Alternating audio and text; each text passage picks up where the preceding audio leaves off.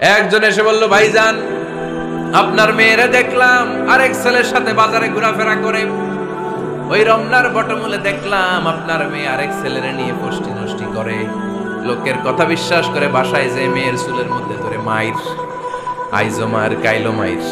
এরকম হইতে পারে না? হয়তো ওই লোক আপনার মেয়ের মতো দেখতে আরেক মেয়েকে দেখছেন। এরকম হয় কিনা সমাজে?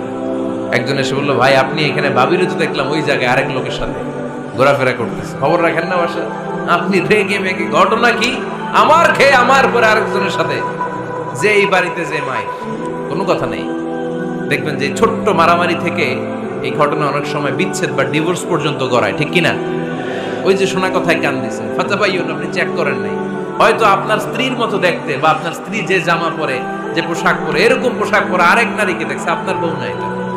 আপনার মেয়ের ব্যাপারে যে তথ্য দিয়েছে এটা সঠিক নয়, সে আপনার মেয়ের মতো আরেকটা মেয়েকে দেখেছে, এসে আপনার কাছে বলে দিছে, আপনি বিশ্বাস করছেন। ভেজাল আছে না নাই? এই ভেজালগুলোকে থামানোর জন্য কোরআনে এই বিধানগুলো নাজিল করেছে কে? তাহলে ফরিদপুরের ভাইয়েরা, সমাজটাকে সুন্দর রাখার তথ্য একটা শুনলেই বিশ্বাস করবেন না। সিলে কান নিয়ে গেছে শুনলেই সিলের পিছনে দৌড়, নাকি? কি করবেন? আগে কানে হাত দিয়ে একটু দেখবো কান দুইটা আছে না নাই, তারপরে চিলের পেছনে দৌড়ান। তাহলে এখন থেকে আমরা তথ্য একটা শুনলে বিশ্বাস করব। তাহলে কি করবেন? বলতে হবে কি করবেন? যাচাই বাছাই, জাস্টিফিকেশন অফ দ্য নিউজ।